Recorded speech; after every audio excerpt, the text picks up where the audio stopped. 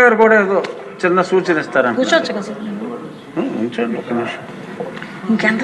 హోంమంత్రి గారు మాట్లాడుతున్న చాలా తీగా ఉన్నాయండి.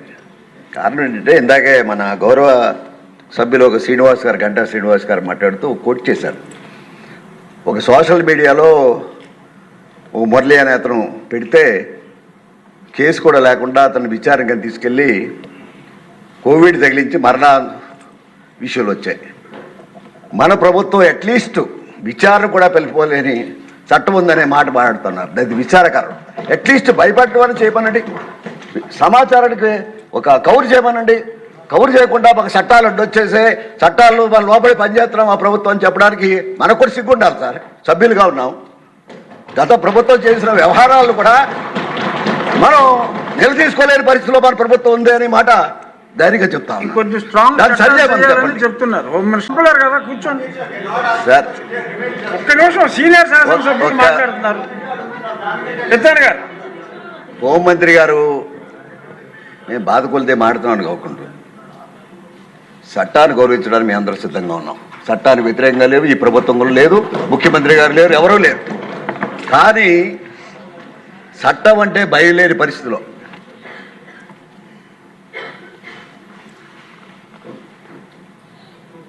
ఈ ప్రభుత్వాన్ని లెక్క చేయకుండా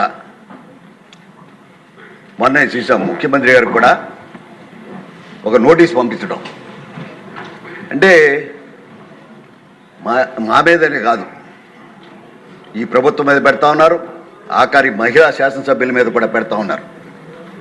మీరు కంప్లైంట్ ఇచ్చిన తర్వాత కూడా మన ఎస్ఐ కానీ సీఎల్ కానీ విచారణ కూడా నోచుకొని మన ప్రభుత్వంలో కేసులు ఉన్నాయనే మాట మీకు అర్థమవుతుందో లేదో హోంమంత్రి గారు తెలియాలి. కానీ అటువంటి సమస్యల కోసం మేము బాధపడతా ఉన్నాం.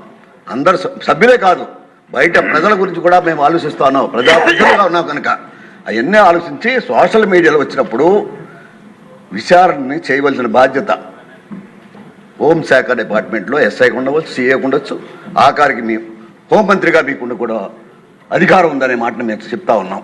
అంచేత విచారణగా ఆదేశించండి, విచారణ చేయమనండి, నిజ నిర్ధారణ చేయమనండి.